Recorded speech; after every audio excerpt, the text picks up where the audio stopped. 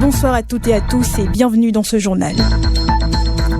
En cette période de pluie, les risques d'électrocution liés aux installations de la société béninoise Énergie Électrique préoccupent. Dans ce journal, Simio Aroussou, responsable du département sécurité et environnement du travail de la SB2E, explique les principales causes et ses accidents et prodigue des conseils pour aider la population à prévenir. À suivre dans cette édition, le premier salaire, un moment attendu mais aussi un véritable défi de gestion. Faut-il épargner, investir ou se faire plaisir? Comment éviter les erreurs dès les premiers revenus? Des conseils pratiques à découvrir dans ce magazine de Samson. Et puis en interactualité, on ira en Guinée où c'est la fin des plaidoiries dans le deuxième volet du procès du 28 septembre 2009. Radio Cotonou, le journal. Bienvenue à tous, on démarre pas une brève. L'autorité de régulation des communications électroniques et de la poste Arcep Bénin a actualisé la liste des numéros coûts d'accès aux services d'urgence, d'intérêt général et d'assistance.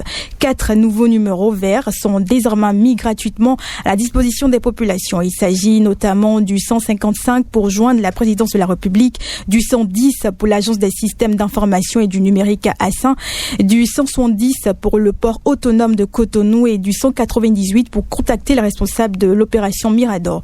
L'ARCEP invite les citoyens à enregistrer ces contacts afin de pouvoir les utiliser rapidement en cas de besoin.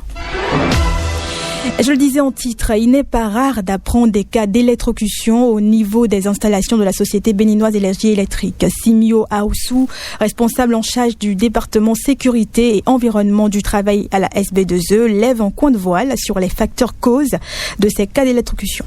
Vous comprendrez que en saison des pluies, c'est l'eau qui constitue justement le véritable facteur de danger. Et pour venir à votre question, les principaux risques qui pourraient en découler sont notamment l'électrisation et l'électrocution. Je voudrais ici rappeler que l'électrisation, c'est quand le courant électrique traverse le corps humain sans conséquences mortelles immédiates pour la victime. Mais il n'en demeure pas moins que la victime est sévèrement brûlée, mais il y a toujours en elle une vie qu'on peut sauver lorsqu'on l'amène à l'hôpital. Et également, il va préciser qu'il n'en demeure quand même pas moins, il n'est pas exclu, j'allais dire, plutôt que plus tard, il décède de ses blessures. Et l'électrocution, c'est à contrario lorsque le courant électrique traverse le corps humain et entraîne la mort immédiate de la victime. Et donc, ces deux risques-là existent en temps de pluie parce que l'humidité réduit la résistance du corps humain à l'électricité. Et donc, toutes les surfaces deviennent conductrices. L'autre risque qu'on peut aussi connaître, c'est la chute des conducteurs. Parce qu'en temps de pluie, vous avez de grands vents et il y a également la chute des arbres qui pourrait occasionner la rupture des câbles haute tension comme basse tension et cela peut constituer un véritable danger pour les populations.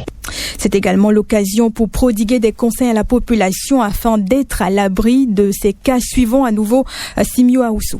La prévention des accidents repose essentiellement sur la vigilance. Mais quelques conseils, c'est qu'il faut déjà commencer par éviter de s'abriter sous les ouvrages électriques et sous les arbres lorsqu'il pleut, parce que ce sont des cibles privilégiées, n'est-ce pas, de la foudre partant de pluie. Et si vous êtes en dessous et que la foudre frappe, c'est un ouvrage électrique ou bien un arbre, c'est que vous êtes foudroyé également. Il y a également la possibilité que l'eau s'infiltre dans les tableaux électriques, je l'avais dit comme risque tout à l'heure, et cela pourrait occasionner un court-circuit qui va incendier votre domicile, n'est-ce pas? Et il y a que c'est souvent conseillé également lorsque le temps commence à menacer de débrancher les appareils électroménagers pour les protéger contre la surtension. Et enfin, et ça c'est très important, c'est qu'il faut éviter de marcher dans les flaques d'eau après la pluie ou bien pendant qu'il pleut, parce qu'à l'intérieur, on pourrait avoir des réseaux informels là qui baignent.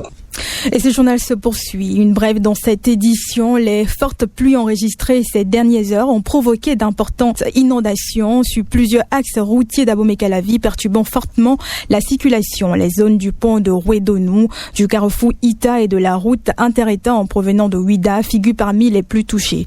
Face à cette situation, les autorités ont déployé des équipes pour réguler le trafic, sécuriser les lieux et orienter les usagers vers des itinéraires de contournement.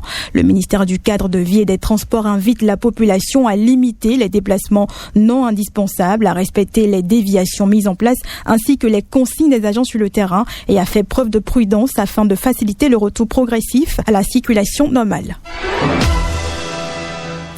La marche quotidienne suffit-elle pour rester en bonne santé? Cette question est le principal sujet de l'émission Carrefour Santé. Et pour en parler, René Béouard a reçu Leila Mahama. Elle est coach certifiée en musculation. Suivez cet élément de réponse.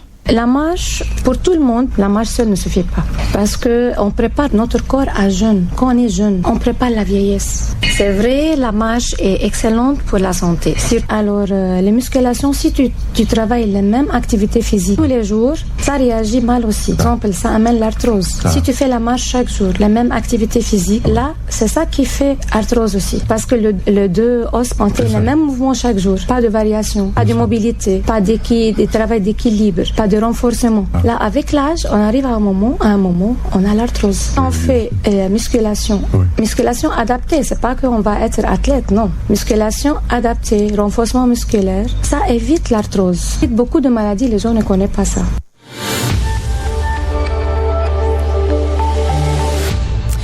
19h passées de 6 minutes, page magazine dans cette édition. Recevoir son premier salaire est un fait marquant dans la vie active. Entre l'envie de se faire plaisir, les responsabilités qui s'imposent et les projets d'avenir, les choix ne sont pas toujours évidents. Alors, comment bien gérer ses premiers revenus? Élément de réponse avec ce magazine de Samson Hockey.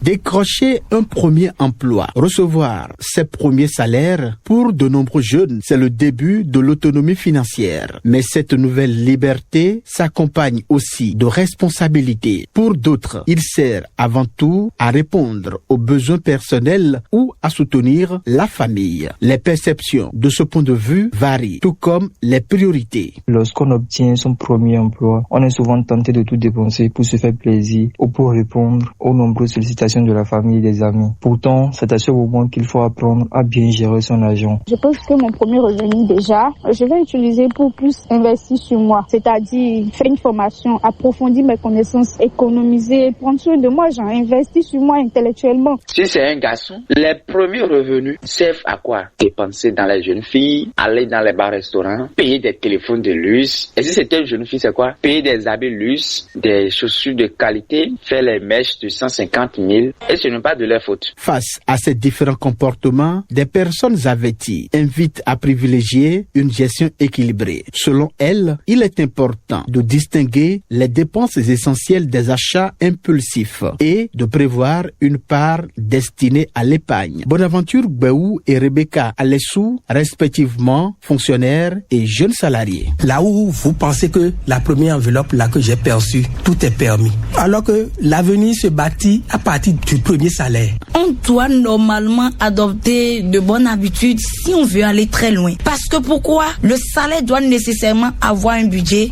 Et ce budget, c'est que 50% pour le loyer, la nourriture, l'électricité et eau. Je dirais 30% pour des choses et shopping et je veux réparer quelque chose et 20% pour épargner nécessairement. Si les priorités diffèrent d'un jeune à l'autre, les experts, eux, s'accordent sur l'essentiel. Adopter de bonnes habitudes financières dès le premier salaire. Les conseils pratiques, c'est de toujours mettre en tête que c'est le premier salaire qui fait le dernier. Donc, c'est nécessaire que dès le début, on puisse se mettre une pression sur soi, un ordre sur soi pour commencer par se faire dès le tout début de ses premiers pas dans le boulot. Si tu te donnes des bases aujourd'hui à partir de ton premier salaire, même si c'est 25 000 que tu gagnes ou 50 000, quand tu auras la grâce de recevoir 1 million, tu sauras comment le gérer pour ne pas avoir la folie de l'argent demain. Se faire plaisir, oui, mais sans perdre de vue ses priorités. Une bonne gestion des premiers salaires repose avant tout sur la discipline, la planification et l'anticipation. Des habitudes qui, une fois acquises, peuvent accompagner toute une vie.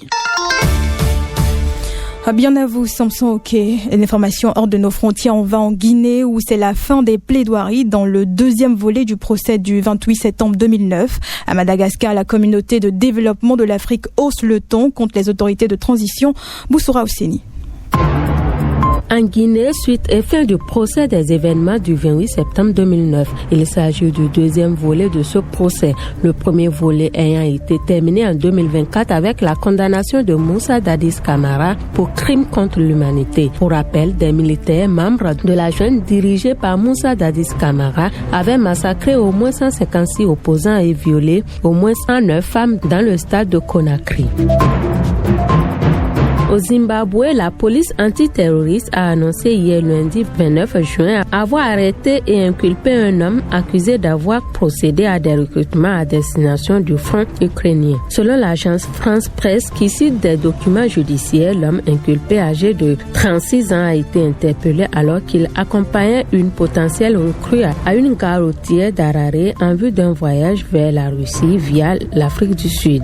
Le suspect était en possession de visas électroniques russe et de plusieurs confirmations de réservation d'hôtels. Il aurait recruté 5 personnes au total dans le but de leur faire signer des contrats avec l'armée russe dans le cadre de l'invasion de l'Ukraine.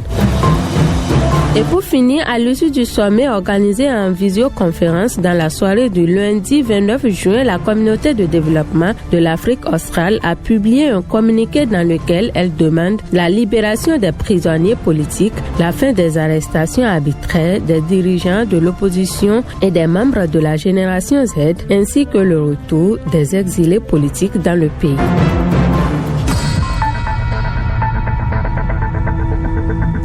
Et c'est la fin de ce journal sur Radio Cotonou. Une mise en onde de Ghislain Agbaoumba. À la présentation, je suis Michel Rounou. Portez-vous bien. Bonsoir.